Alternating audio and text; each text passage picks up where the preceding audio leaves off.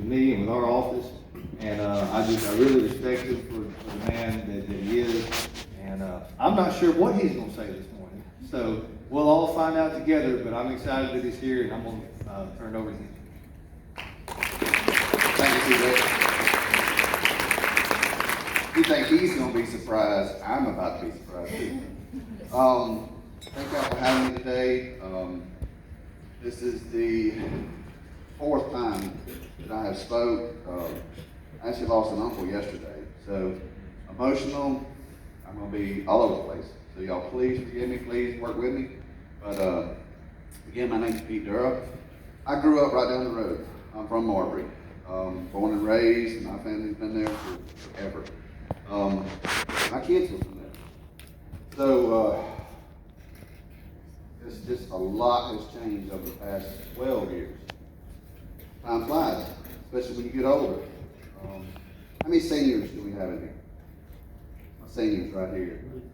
College, military. If anybody went to the military. That's okay. That's okay. I'm Navy. My oldest son, he was Army, and I have a son in the Air Force. Matter of fact, he gets deployed to Japan in a month. So choices. You've done heard that several times this morning. Choices. I need 3 volunteers, 3 seniors. Well, I'll tell you what. I'll take 2 seniors and a junior. Give me 2 right here in front. Need a junior. I don't need a troublemaker. I need a junior. Yeah, come here. Come here. Come on. I ain't got much time. Now, come on up here.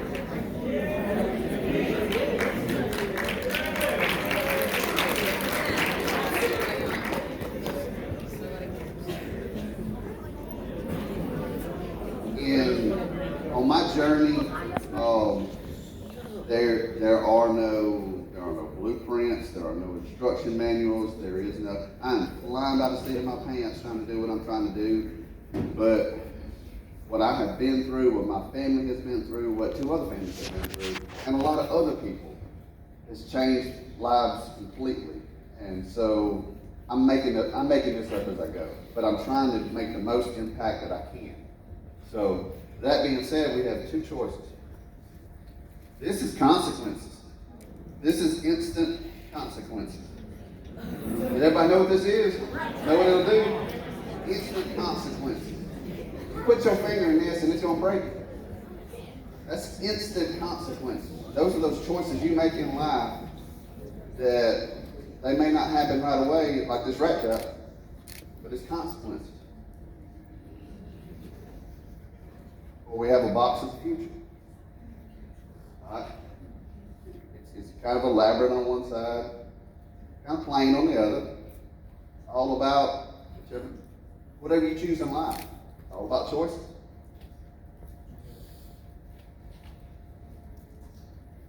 Well, I'll give you a choice. You want the mousetrap or you want the... Okay. So this is your future.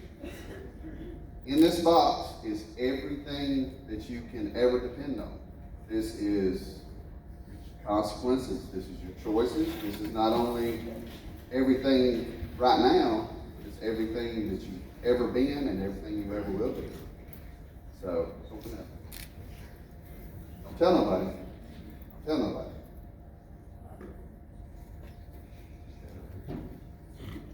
Now, let me take the junior. I know it's always ladies first, but take the junior. You want the mousetrap or you want the box? You want the box. Okay, good job. Tell nobody.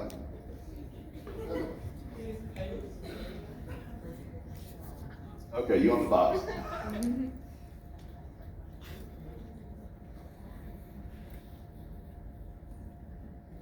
Does it make sense?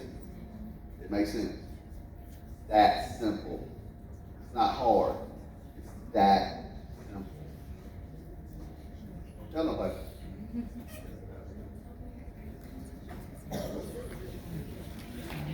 Thank y'all. Give them a right round of applause.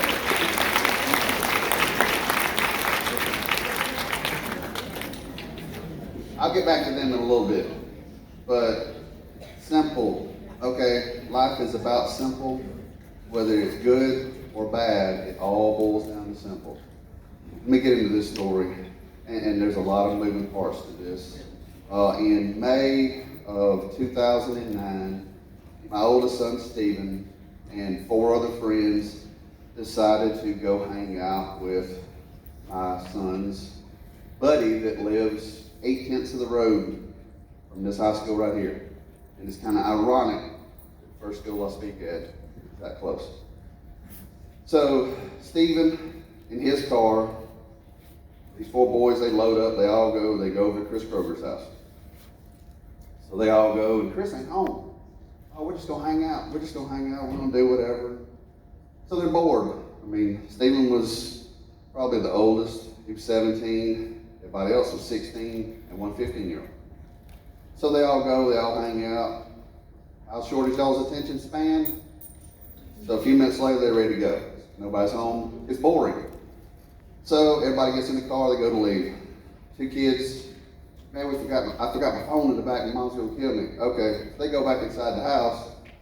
Well, they're in the house by themselves. I like that. I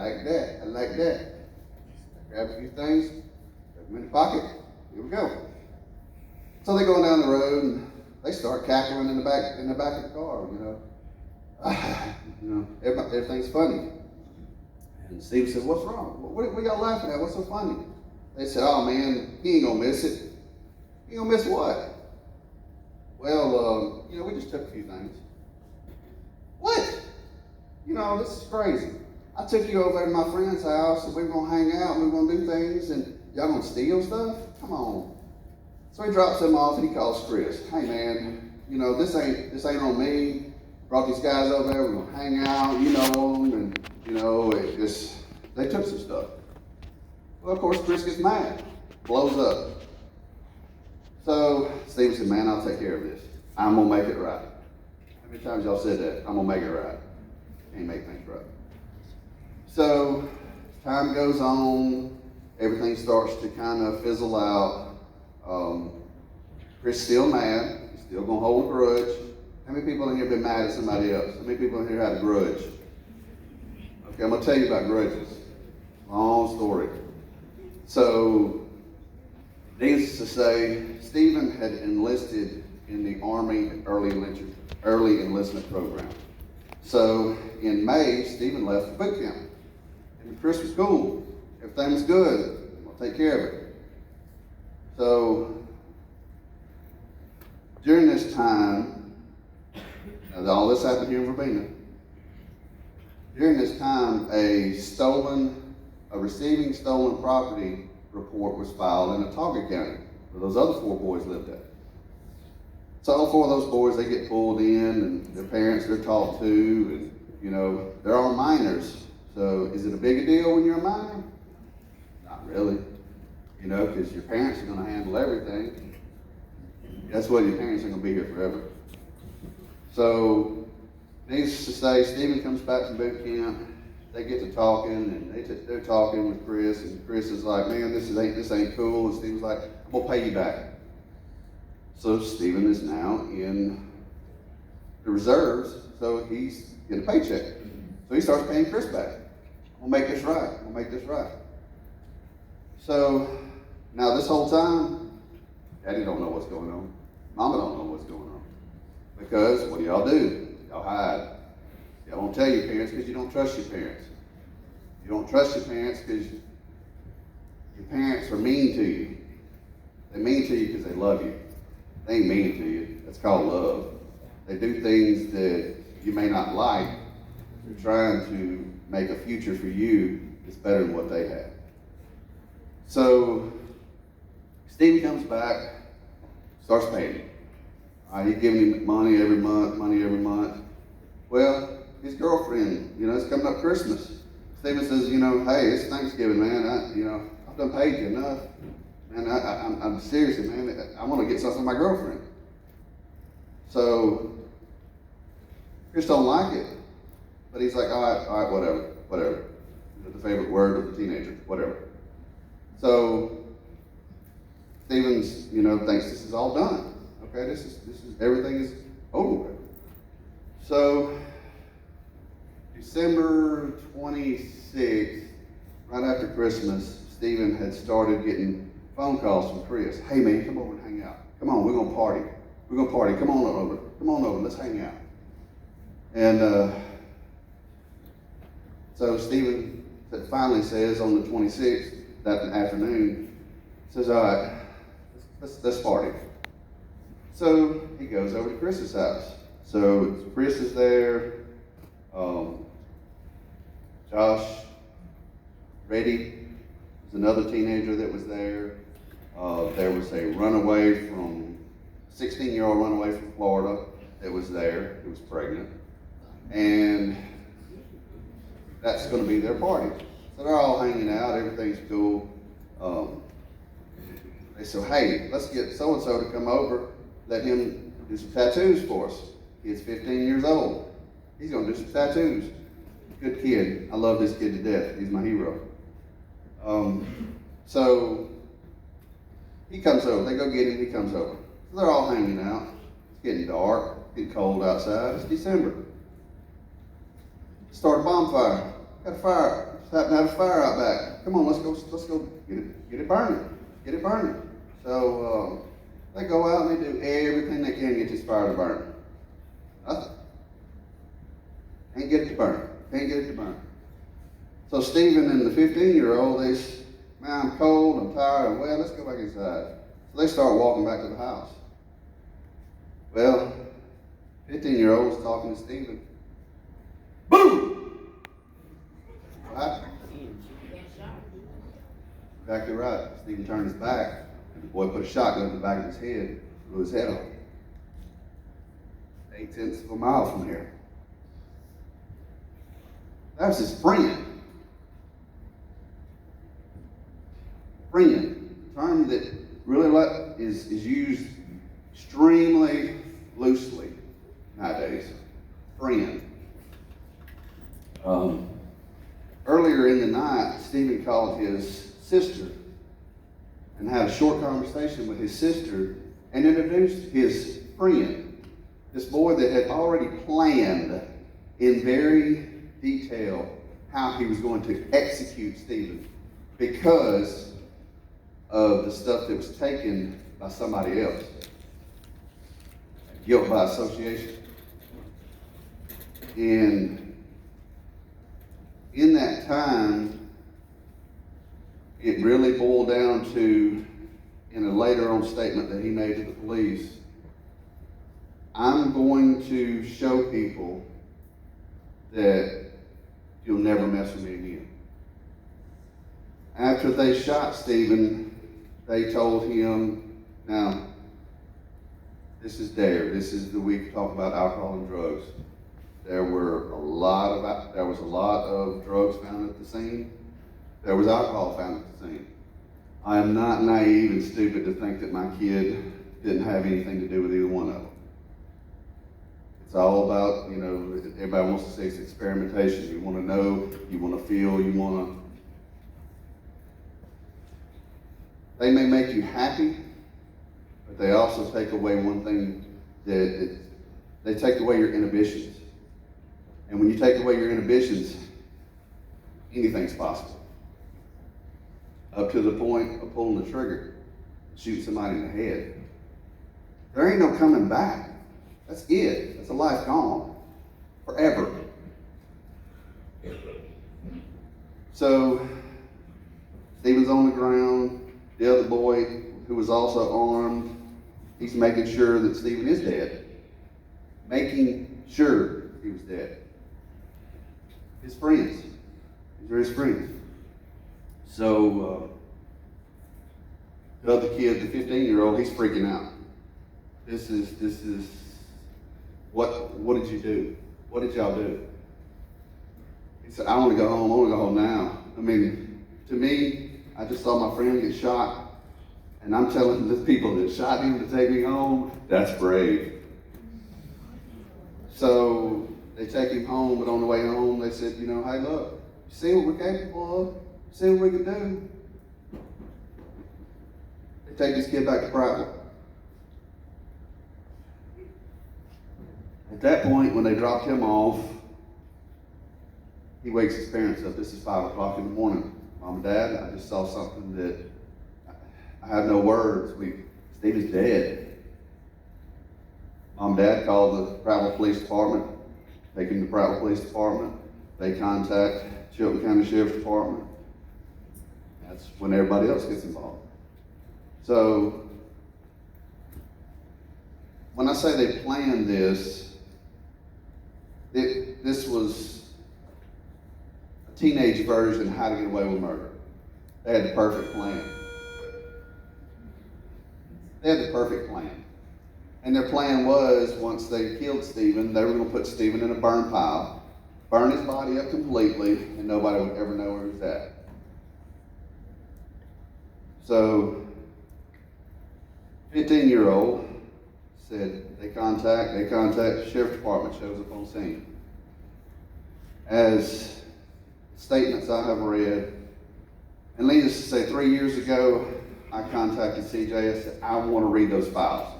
I want to read every single thing that happened. I want to read everything that they said. I want to read everything that happened. I want to read everything that led up to it, after it, everything. Because I'm going to start talking to kids, and I'm going to make sure that y'all know my son's story. Because that's all my kid lives on.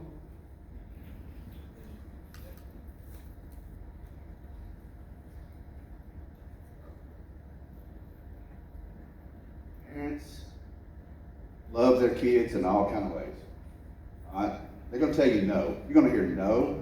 You're going to hear can't do that. You're going to hear all these different things. Okay?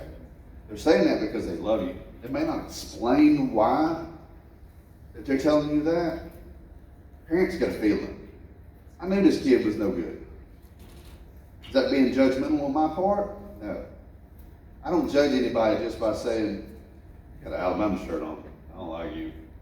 Where are you? No. I don't do that. A lot of parents, they let kids just show themselves. Every time you look at somebody in life, you're going to see bits and pieces of them. But a lot of times you're going to see what they want you to see. How many times have you known somebody that you thought all these good things about them, and later on you found out bad things about them? Everybody has a dark side. And you won't know how bad that dark side is until you get in that situation. Parties, the hanging out, all these things, I'm not saying those are bad. Not whatsoever. You know, because you need to be able to talk with others, be friends, and have friends. But a friend is somebody that's going to go against the odds. The 15-year-old went against those odds. Because even though he was told, he was just shown, we will kill somebody. He still went to the police. He still made a statement. He still was willing to testify. He still was a true friend. He was somebody that, beyond anything else, he was going to make sure that Stephen was found, that Stephen had closure in his life. A lot of things have happened since then. Of course, we had trial, we had preliminaries. They both took a plea deal, which I signed off on. They were both found guilty of murder. They were found guilty of crime with a gun, and they were found guilty of robbery, first degree, because they had taken Stephen's wallet and put it and hid it in the house. So it all boiled down to money. All boiled down to, I'm going to show everybody how big and bad I am. Chris was 5'2", 135 pounds. The other boy that helped him, he's 5'7", 150 pounds, 160 pounds. You can't judge anybody by their looks, by their actions, by anything about them, because you don't know them. You don't know them until things happen. Needless to say, get all the trials, everything's behind us, and I've got this eating inside of me that is just, I gotta do something. I can't just sit here and just let this go on. I joined a lot of different grief groups. I went to counseling. I got to the point where I can't hold this in. We're all pressure cookers. If you don't let that pressure off every now and then in a positive way, then bad things can happen. I've met a lot of dads who have lost their children in very tragic circumstances, as my own, and they're no longer with us because dads just can't fathom losing a child. And I know some moms that have done the same thing. And the other part of that circle is drugs and alcohol becomes involved. Their life is over with. They think that's the end. So that's the only thing that can make them happy.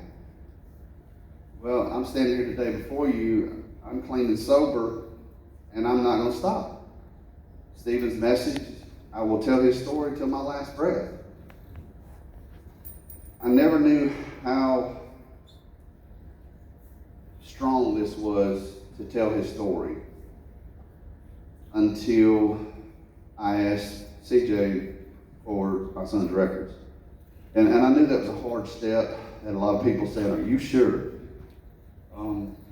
You're going to see autopsy. You're going to see crime scene." Okay. I'm willing to do that. I'm willing to sacrifice that. So I've been working with this guy at work several weeks, and which is kind of unheard of in my job.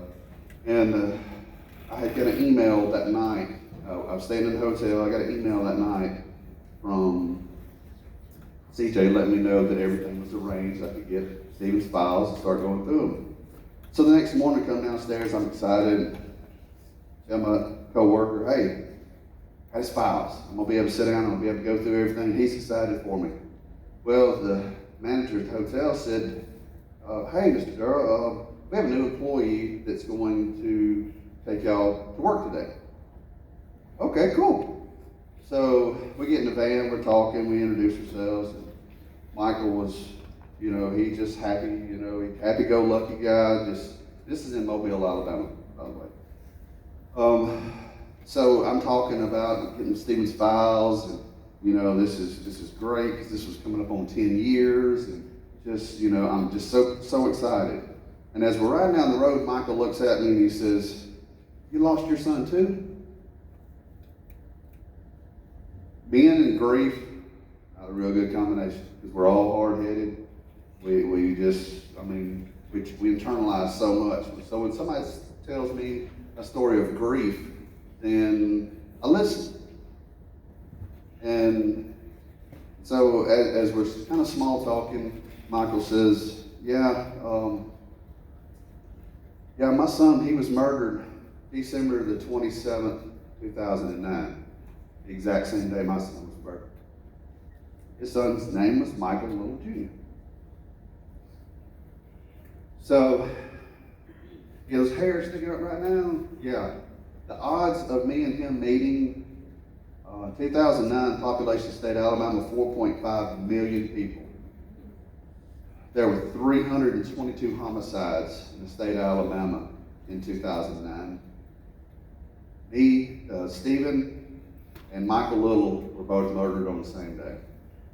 Odds of me and him meeting, astronomical. I had better odds of winning the lottery than being a multimillionaire. But on that day, I look at it like this. I did win the lottery. Because on that day, I was shown that what I'm trying to do is right. And what I'm trying to do has purpose. And if anything that y'all can take from anything that I said today is, it starts inside. It starts inside. Who did you see inside that box? Who did you see? Who did you see? Who did you see?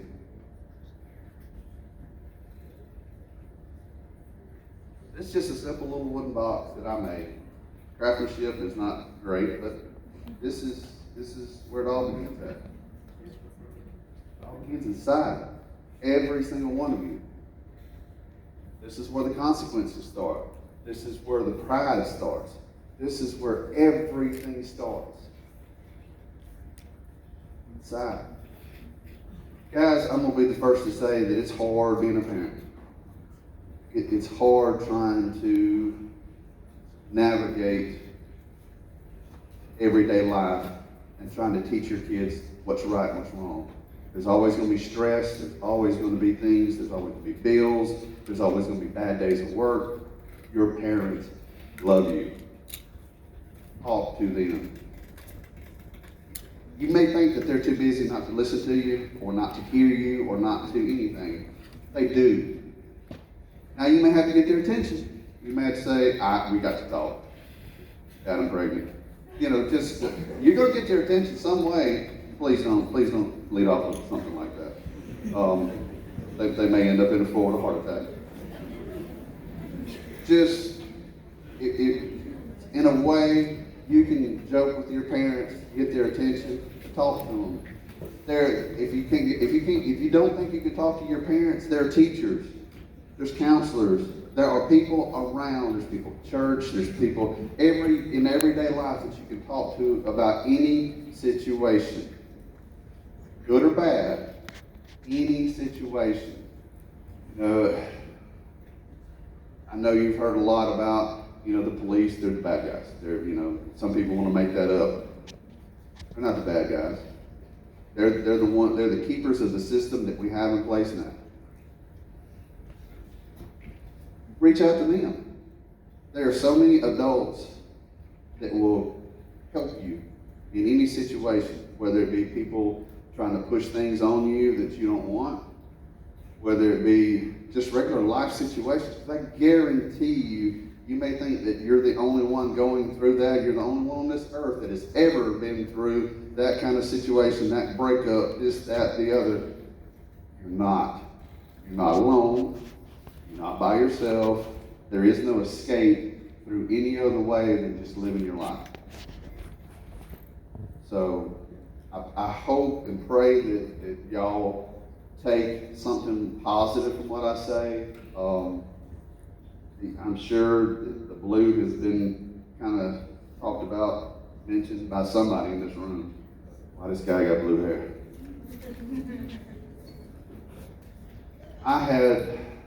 When all of the kids, Stephen being a senior in high school, when all the kids were coming to me, what do we do, Dad?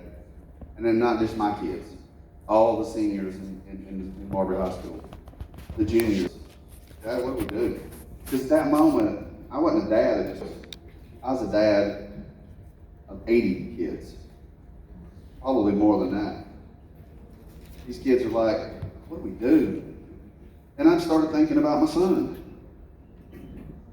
The kind of kid he was whenever he was a teen. We had moved to Anchorage, Alaska for a year.